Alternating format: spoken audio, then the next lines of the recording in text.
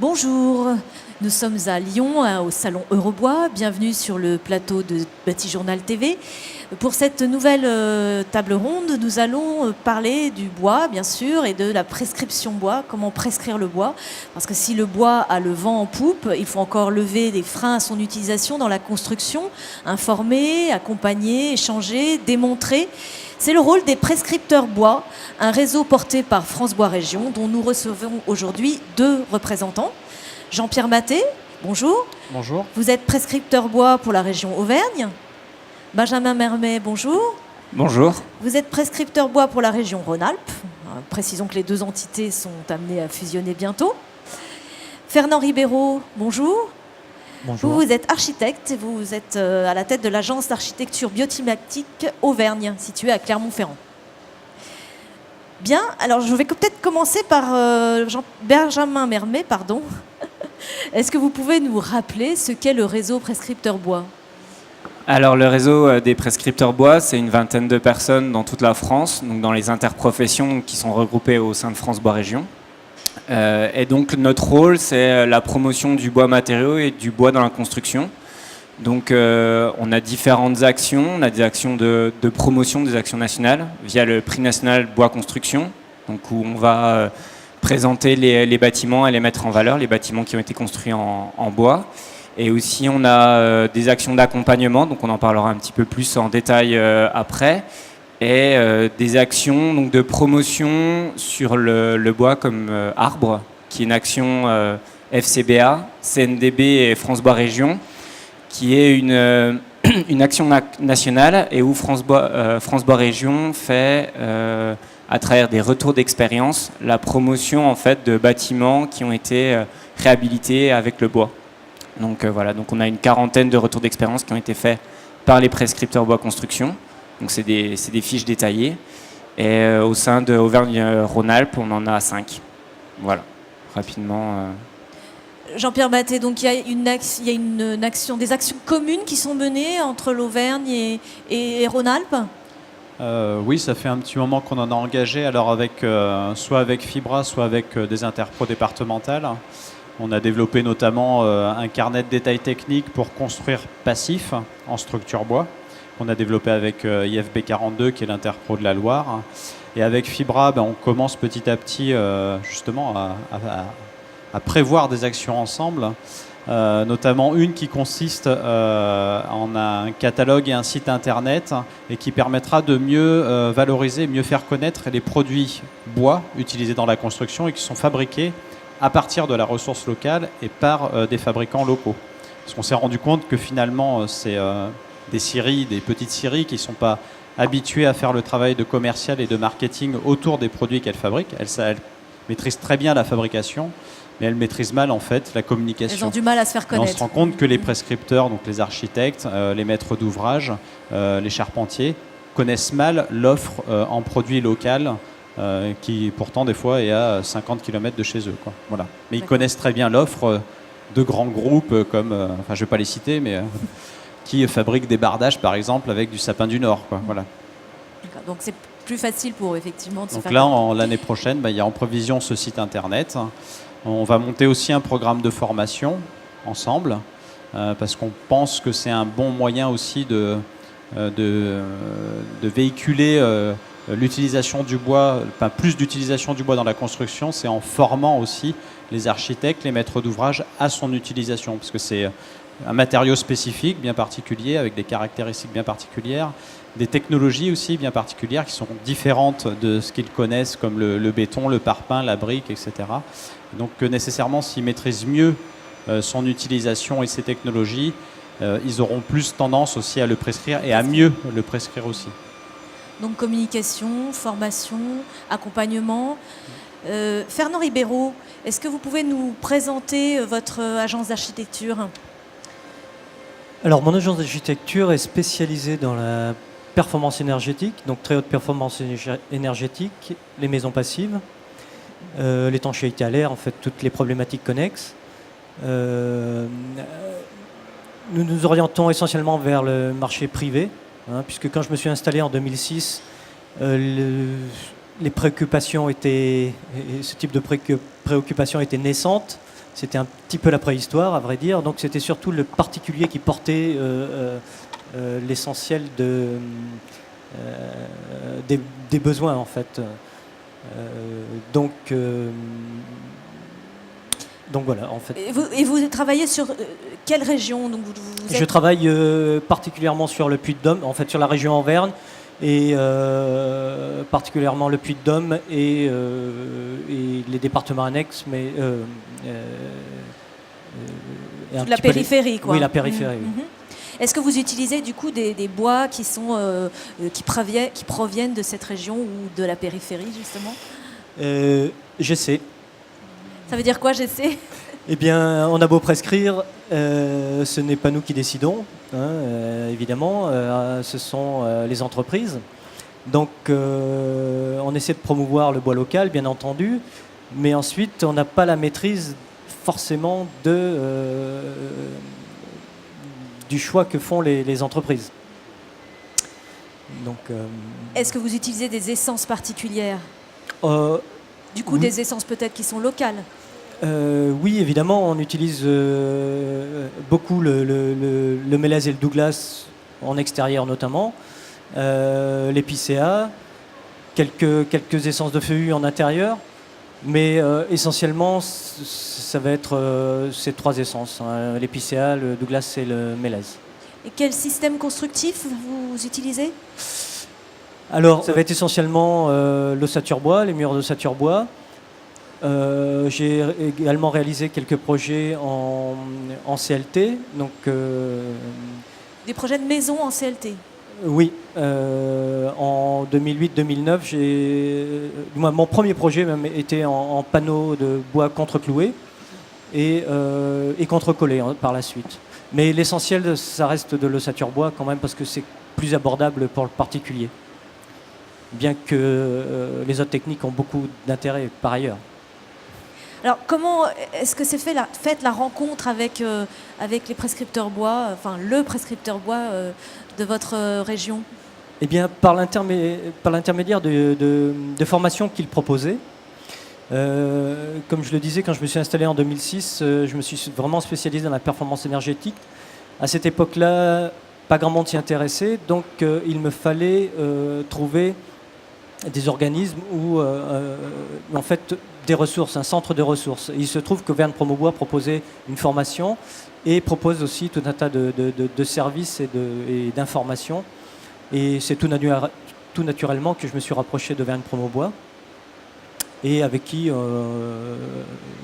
et donc ensuite j'ai adhéré et ensuite nous avons collaboré Vous travaillez régulièrement avec eux. Jean-Pierre Maté, vous me parliez d'un projet justement, d'un travail sur une maison passive. Comment ça s'est fait, cette collaboration? Ça, en fait, c'est dans le cadre toujours d'un projet pour créer de la ressource, en fait, la ressource pédagogique. Alors au départ, c'était pour les enseignants, qui en manquent cruellement finalement, les enseignants de l'éducation nationale, et qui nous permet aussi d'avoir cette ressource pédagogique pour proposer des formations en interne, développer de la formation en interne. Et donc, alors Fernand Ribeiro a cette particularité-là en tant qu'architecte, c'est qu'il est très pointu d'un point de vue technique. Il ne fait pas uniquement une esquisse avec un plan un peu aléatoire. Il rentre beaucoup dans le détail avec les entreprises pour rechercher la performance technique et économique en même temps. Donc il arrive, et là sur la maison qu'on a pris en retour d'expérience, c'est une maison qui n'est pas certifiée passive, qui est au lieu des 15, qui doit être à 19 kWh par mètre carré par an. Donc voilà, on est très proche quand même, hein, on est très peu déperditif. Et c'est justement une maison qui est performante d'un point de vue énergétique et qui a un coût de construction qui est très peu onéreux en fait. Et ça, c'est vraiment la clé aussi de la réussite pour faire passer un projet bois et qui soit aussi performant d'un point de vue énergétique. Parce que la technologie bois a cette particularité, cet avantage, c'est que plus on va aller vers la performance énergétique d'enveloppe, et plus la technologie bois sera compétitive. On le voit dans d'autres pays en Europe, en Allemagne, en Autriche, en Suisse, où les bâtiments certifiés passifs, à 45%, ce sont des bâtiments en structure bois, et à 10-12% en mixte bois-béton. Donc on voit bien tout l'intérêt qu'il peut y avoir de promouvoir ces technologies selon ce niveau de performance énergétique. Et donc ce qui est intéressant, c'est que Fernand, justement, ce qui n'est pas le cas chez beaucoup d'architectes, a cette maîtrise technique et va vraiment très en profondeur dans les détails techniques, dans les solutions techniques avec l'entreprise pour optimiser cette performance énergétique et économique. C'est ce qui permet effectivement d'arriver à des coûts compétitifs. Il y a quand même peut-être des écueils, des points sensibles. Tout n'est pas rose, j'imagine. Oui, en effet, il y en a toujours. La construction n'est pas un monde idyllique. Donc il faut quand même savoir s'entourer par des entreprises, par des experts, des bureaux d'études. C'est pas toujours facile, hein, parce que la performance énergétique, on en parle beaucoup, mais on en fait peu, à vrai dire. Donc les problématiques résident là pour l'essentiel. Hein. Sur les compétences, sur la formation. Sur les compétences, sur la formation et au début, quand je me suis installé sur l'accès aux matériaux aussi, parce que les matériaux en 10 ans sont développés de manière fulgurante, mais ce que l'on trouve normal à l'heure actuelle, il n'y a pas si longtemps, c'était pas si évident. C'était pas si évident, non. J'imagine que le maître d'ouvrage privé, lui, par contre, il était plutôt facile à convaincre. Ou il vient vous chercher il n'y a parce pas de qu'il sait que vous nécessité faites de du le bois. convaincre, il vient tout seul en fait. Le maître d'ouvrage privé, lui, souvent s'est engagé dans cette démarche depuis longtemps. Donc, par l'intermédiaire d'Internet, il va à la recherche d'informations. Souvent, il a beaucoup de connaissances. Par contre, il n'a pas d'interlocuteur pour mettre en œuvre ce qu'il désire faire. Et c'est là la problématique. Et donc, c'est pour ça que, en tant qu'interlocuteur, en tant qu'architecte, on peut lui apporter cette aide. Benjamin Mermet, le maître d'ouvrage public, lui, est-ce qu'il est plus difficile à convaincre ? Alors, ça dépend des maîtres d'ouvrage. Il y en a qui sont sensibilisés au bois, mais à la notion du bois, à la notion environnementale, mais qui ne savent pas forcément ce qu'on peut faire avec le bois. Et donc là, notre rôle, ça va être de les accompagner, de leur présenter des bâtiments similaires à leurs souhaits pour leur dire, ben voilà, on peut le faire avec le bois. Le bois construction, ça ne veut pas forcément dire du bois en extérieur, ça ne veut pas forcément dire du bois en intérieur. Donc ça, c'est aussi des notions qu'on doit leur présenter, qu'on doit valoriser. Voilà, le bois, c'est surtout en structure. Et après, si on veut, le souhait, ben, on peut le mettre en extérieur ou en intérieur. Et après, il y a des maîtrises d'ouvrage qui sont publiques, qui sont plus difficiles à atteindre. Donc c'est vrai que nous, on a plus tendance à être en contact avec celles qui sont les plus faciles, qui sont réceptives en fait, à la promotion du bois. Donc pour parler peut-être un peu plus concrètement... si vous avez des exemples ? On suit actuellement, donc, avec l'interprofession départementale de l'Ain, on suit une petite commune de 200 habitants, qui est la Balme, qui souhaite en fait faire un... La Balme, ça se situe ? C'est à côté de Bourg-en-Bresse, mais c'est dans le haut de l'Ain. Et donc c'est une petite commune qui souhaite regrouper une bibliothèque, une classe unique et puis une salle polyvalente. Et donc voilà, elle a pris contact avec nous parce qu'elle souhaite faire quelque chose d'écologique. Elle avait des notions un peu dans le bois, mais elle ne savait pas forcément ce qu'elle pouvait avoir. Et donc nous, on l'a accompagnée avec donc FIP 0 à l'Interprod de l'Ain. On a visité des bâtiments qui étaient à peu près dans son budget, puisque c'est quand même le budget quand même aussi essentiel dans ce... Ça compte aussi. Voilà, tout à fait. Et donc pour lui montrer que c'était possible de le faire en bois. Et donc après, nous, on a un rôle d'accompagnement, mais on ne doit pas être remplaçant d'un AMO, d'un bureau d'études structure ou d'un bureau d'études thermiques. Donc nous, après, notre rôle, comme le disait Jean-Pierre, c'est de mettre en relation en fait les professionnels avec la maîtrise d'ouvrage. Donc nous, on lui a conseillé quelques AMO qui pouvaient l'accompagner pour faire la programmation de son bâtiment. Et donc elle en a choisi un. Donc voilà, on a proposé les AMO de la région Rhône-Alpes. Et donc voilà, donc c'est comme ça qu'on a pu accompagner ce projet. Et donc là, l'appel d'offres de la maîtrise d'œuvre est en cours. Et vous allez jusqu'où dans cet accompagnement ? La suite, c'est quoi pour vous ? Alors après, ça dépend des accompagnements. Donc des fois, on va juste accompagner et puis être un peu en recul. Et le but, ça sera vraiment de présenter, de suivre le projet, d'avoir la garantie que le projet se fasse en bois construction, et s'il y a des freins, y répondre, avoir peut-être des notions de réponse. Et sinon, des fois, ça peut être juste un contact téléphonique qu'on a avec un maître d'ouvrage, il cherche un architecte sur la région, et donc nous, on va lui envoyer une liste qui est souvent non exhaustive, mais on va lui envoyer une liste d'architectes qui ont déjà travaillé avec le bois, qu'on peut retrouver sur le prix national bois construction. Donc ça, voilà, ça peut être vraiment des toutes petites approches comme des grosses approches. Il y a un projet sur Grenoble aussi, un R+8, donc pour le bailleur social Actis, qu'on a accompagné. Donc, avant, c'était mon prédécesseur, Émeric Truchet, qui l'avait accompagné lors d'un voyage d'études au Vorarlberg pour montrer des bâtiments, voilà, comment... Des bâtiments plutôt élevés.